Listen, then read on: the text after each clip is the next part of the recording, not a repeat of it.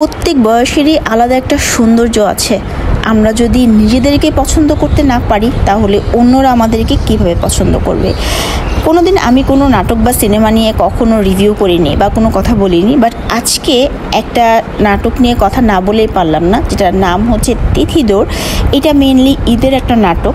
এখানে দেখানো হয়েছে যে ডিপ্রেশনে ভুগছে এমন মানুষগুলোর কাছে একটা সময় মনে হয় যে মৃত্যুই সবচেয়ে সহজ, মানে জীবনের সব রং তাদের কাছে একদম ফিকাশে মনে হয়। আমাদের মধ্যে এমন অনেকেই আছেন যারা নিজেদের দুঃখগুলো সহজে প্রকাশ করতে পারি না। জীবনের কাছে প্রতিনিয়ত হাঁটতে হাঁটতে শেষমেশ একদিন সকল নিয়মনীতি বাধা নিষেধ ভেঙে পাড়ি জমায় না ফেরার দেশে। আবার কেউ কেউ হয়তো মৃত্যুর খুব কাছে গিয়েও সাহসের অভাবে পিছিয়ে আসে।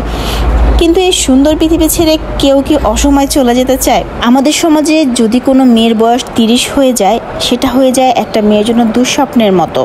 তখন পরিবার, আত্মীয় স্বজন, সমাজের লোকজনের নানান ধরনের সমালোচনা, চাপের মুখে দেখা যায় একসময় সে একদম নিঃসঙ্গ আর অপ্রয়োজনীয় মানুষ হিসেবে গড়ে ওঠে। নাটকে আরেকটা গুড মেসেজ হচ্ছে, এখানে বোঝানো হয়েছে যে প্রত্যেকটা বয়সেরই একটা আলাদা সৌন্দর্য আর বিশেষত্ব আছে, এবং সেই বয়সটা, সেই সময়টা চলে যাওয়ার পর মানুষ ওই সৌন্দর্যটা উপলব্ধি করে।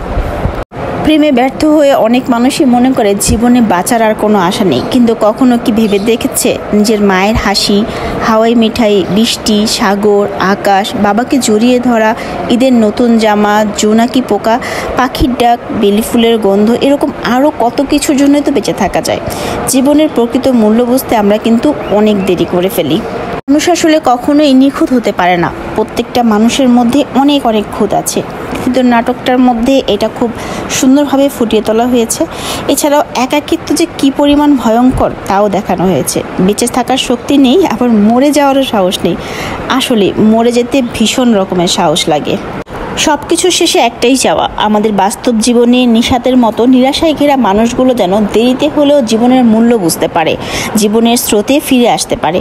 তারা যেন আবার নতুন করে স্বপ্ন দেখতে শিখে, খুঁজে বের করতে পারে পৃথিবীর সকল সুন্দর জিনিস। ভালো থাকবেন সবাই। আল্লাহ হাফিজ।